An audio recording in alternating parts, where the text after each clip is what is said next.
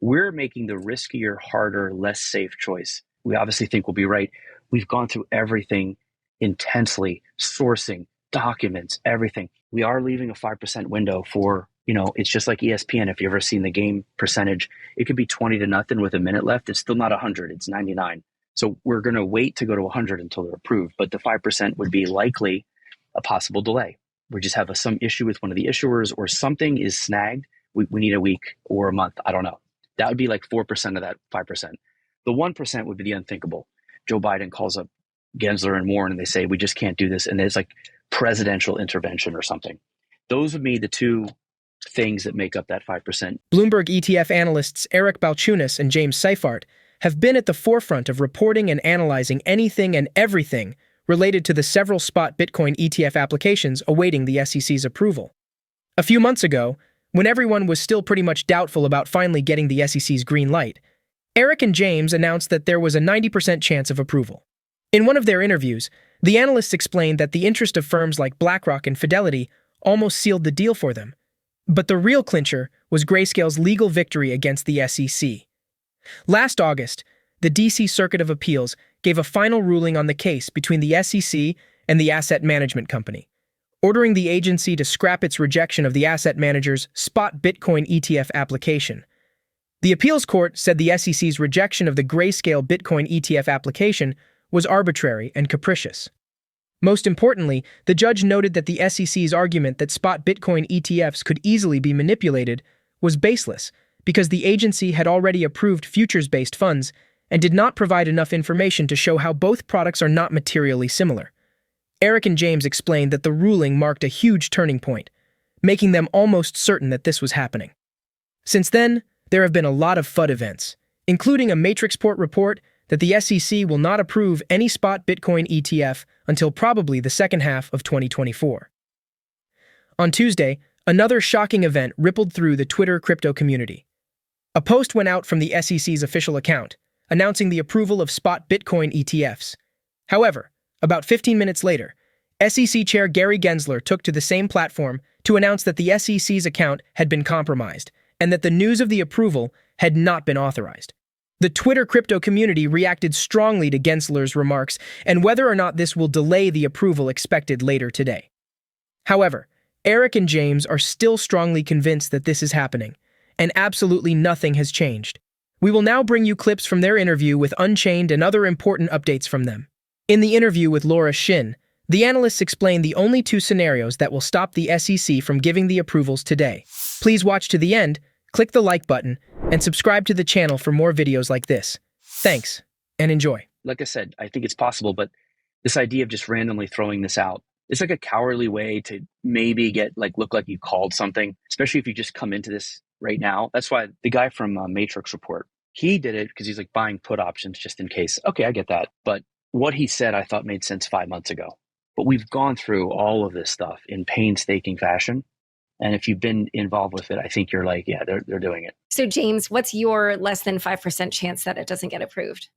Yeah, I literally have pretty much nothing to add to what Eric said. I guess the one thing I would say is if they do need to delay for some of those issues Eric talked about, they basically would need to, as far as I'm concerned, they would have to have Kathy Wood's, ARK, and Ophelia's 21 shares withdraw their application. And basically that would give them till March. But if I'm ARK or 21 shares, there's almost no chance that I'm doing that, right? I need some serious guarantees that I'm going to get an approval order on the same day in March when everyone else is due, because that's when BlackRock filed months after them. So that's when the next deadline would be. But as far as we're concerned, I'm 95% plus chance that these things are going to get approved by Wednesday. And look, we've been in this January 8th to January 10th window saying that this is when it was going to happen for a long time now. There's been a lot of news reports that are trying to push it up to last week and saying other things, and we stuck there. So obviously we're hoping that that call is going to be correct. But yeah, we're pretty staunchly in the camp that it's going to happen in the next 2 days. Like I said, 3-4 months ago, this was like an actual debate. And James and I were even like, well, how can they approve if they're suing Coinbase? Or what about the custodian issue? But then we started hearing from people working with the SEC that they were moving this along. And it was a 10th floor issue. And then you hear Gary talk about how sometimes the courts tell them what their authority is. And to me, that was like Genslish for, look, the court's making us do this. We don't want to, but we're doing it. Yeah. But explain 10th floor issue. 10th floor is where the commissioners sit. So what I had heard early on was that this got moved to the 10th floor. A lot of times when a filing comes in, it doesn't need to go up to the big bosses. The corporate finance team just like deals with the filing. There's a process. It's like the DMV. But this went straight up to the 10th floor. And when it's 10th floor, that means Gary's directing both groups to work with the issuers. That's why even if there is a vote, which I don't even think there'll be a vote, I think it's going to happen through direct, the hell's it called, delegated authority. But Gary would be a yes because he directed this whole thing. And we know we have what's the other guy's name, James? UADA. They already were for approval the last cycle. So there's 3 done. So then you think like, well, you're saying Gary would be a no. Well, that means that he would have directed this whole thing, thousands of man hours for the staff working through the holidays just to do this. I mean, that is like, the phrase I'm using is spectacularly sadistic. And it's almost beyond the realm of even entertaining it. At the request of the SEC, the applicants have named their APs, organizations with substantial buying powers to secure and sell an ETF's underlying asset, ensuring the fund always has sufficient liquidity. Each of the around 12 applicants can designate any number of authorized participants, so while some firms have named 2 or 3, others have named a higher number, the highest being Hashdex, which has listed no fewer than 15. Jane Street Capital has signed agreements with all applicants, and JP Morgan appears on 3 lists. There have also been rumors that other large financial services firms like Goldman Sachs are looking to get a bit of the action. According to Eric and James, this is all a positive for not just the approvals, but also for the products when they are finally launched. Here are more clips from the interview.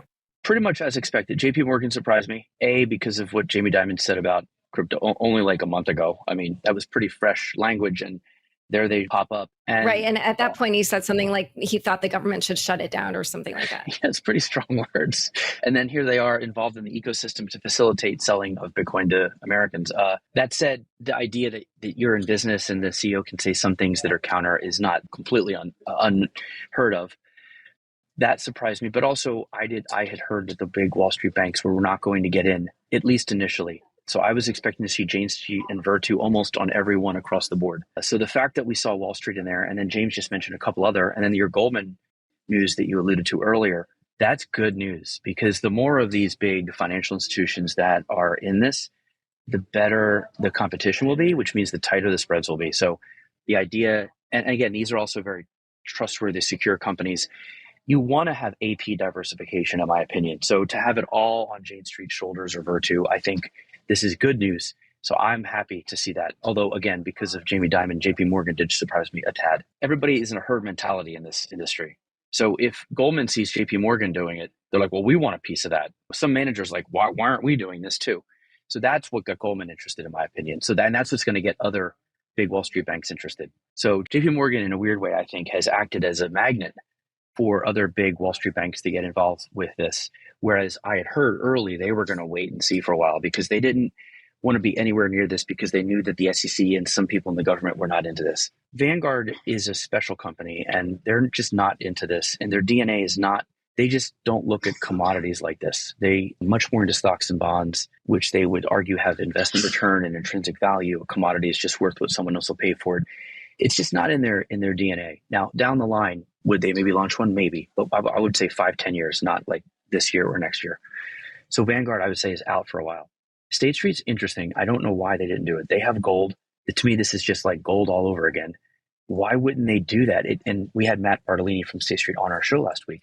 He said they're involved in the ecosystem in a variety of ways. I believe administrator, et cetera. So they're making money or part of this, but they're not issuing. But honestly, you know that you hear these things like you're not in the horse and buggy business, you're in the transportation business. You should start selling cars. If you're selling a GLD ETF, aren't you in the alternative commodity type asset business? So that's a head scratcher. But historically, State Street has been a little late. They were late to cut their fees to fight iShares. They, like I said, I think they'll regret not jumping in early. I could see them filing in like 6 months or a year and then just having to compete on fees. And like they could have, because if you already have all these people in GLD, those would be, again, people who might add some of this because it's a very similar type investment. So shocker for me. Eric Balchunas has an interesting theory about the SEC's unauthorized post about spot Bitcoin ETF approval. He believes the SEC's account was not hacked, but the announcement came a day earlier than intended. Here's a tweet from the Bloomberg analyst. I think someone prepped a planned tweet and put in the wrong date because the tweet would have made perfect sense tomorrow at this time. The language sounds legit SEC-ish in my opinion, versus a crypto knucklehead pulling a prank, but I guess we'll see. In another tweet, after someone pointed out that the SEC wouldn't have used the Bitcoin emoji hashtag in such an important post, Eric conceded that there is a chance it was a hack. In a follow-up tweet, he added, "But no worries, we are looking for approval tomorrow by 4 to 5 p.m. and launches on Thursday." Do you think the post was made in error by the SEC? Or the work of a hacker? Please share your thoughts in the comments section. Also, ensure you like this video. Subscribe to the channel and turn on post notifications for more videos like this. Thanks for watching. Hey Savvy Finance enthusiasts, massive shout out for being the heartbeat of Savvy Finance. Your support has been the wind beneath our wings, and we can't express our gratitude enough. Now buckle up because we've got an exclusive deal just for you. Ever wanted a slice of the action? We're offering a golden opportunity to own part of our YouTube channel's potential future revenue. This isn't just an investment, it's an invitation to be a part of our story. Investing means you're not just an investor, you will be a participant in the future of Savvy Finance. No cheesy lines, just a genuine call to embark on this journey together. But wait, there's more. Your mission, should you choose to accept it, become a Savvy ambassador. Share our videos on every platform: Facebook, Twitter, LinkedIn. Your shares amplify our visibility, potentially translating to more views and more YouTube revenue. Here's the kicker. If our viewership increases, we would not be just growing financially. We would be making a tangible impact by spreading valuable financial education. Now the icing on the cake. Invest and you'll score exclusive access to our private Savvy Finance Discord. Here you can chat with Savvy Finance, swap ideas with fellow investors, and be at the forefront of exciting developments. Click on the link below to register your Gigastar account. You can also find the link to my offering page in the description below. Get your Gigastar account ready, review the offering details, and let's embark on this thrilling venture together. To the incredible Savvy community, thank you for being the backbone of our success. Your journey is my journey, and together, we're creating waves. Cheers.